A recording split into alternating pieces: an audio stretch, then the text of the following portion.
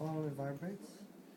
It makes the notes longer, right? And it's called the damper pedal because the dampers, which is this bar here, it stops the sound when they come down. So when you push the pedal, the right pedal, it lifts all the dampers off the string, which so the string vibrates more. Now, this does the same thing with the knee. Okay? It's just instead of a pedal, you have a knee.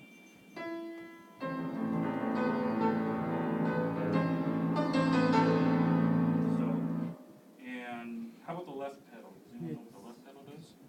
Or does it shorten? It makes it, it's called the una corda pedal, which makes it softer. And the reason it makes it softer is I'll show you on this instrument, it shifts all the keys slightly to the right.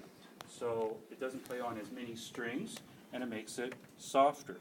Now, this piano doesn't do that. Instead, it has these strips of felt that are inserted between the hammers and the strings, which mute it and also perhaps give it a slightly different sound.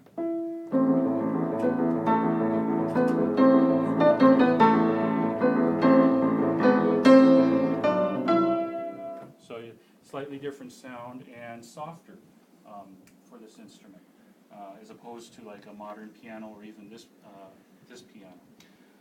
Also, the frame of this piano, what's it like? What's it kind of like? Harpsichord. It's kind of like the harpsichord. Earlier pianos, they hadn't really gotten their own identity yet.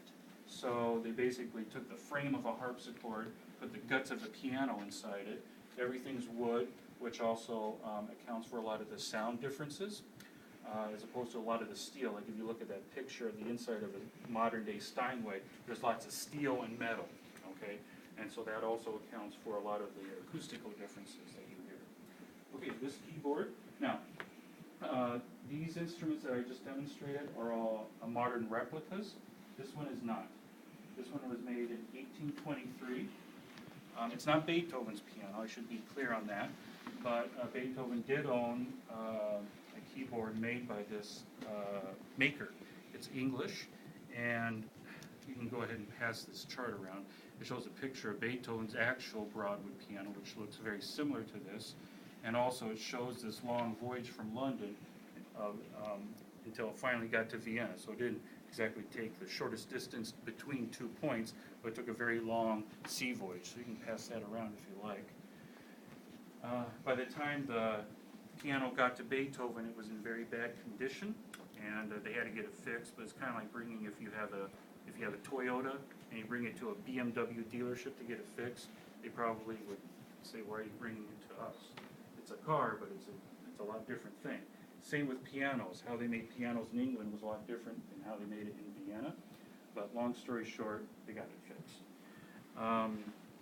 Now, here we have the pedals, and you'll probably see on the right pedal, which is that damper pedal I was talking about, there's a split down the center of it.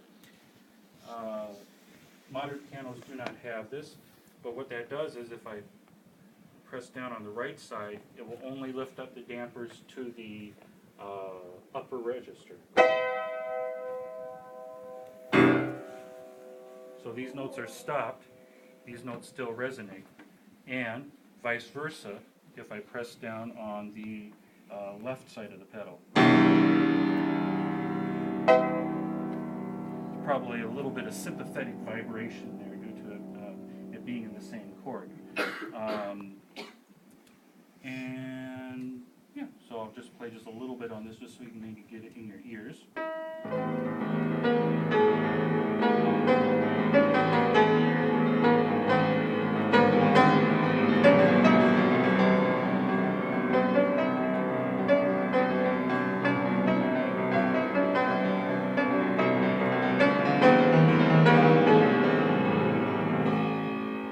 So another thing about this piano is that you can really leave down the pedal for a lot longer period of time.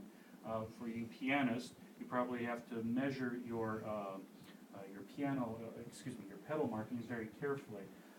Here, it's a little bit more forgiving in that the hammers are smaller and made of leather, whereas on a modern piano, they're a lot larger and made of felt.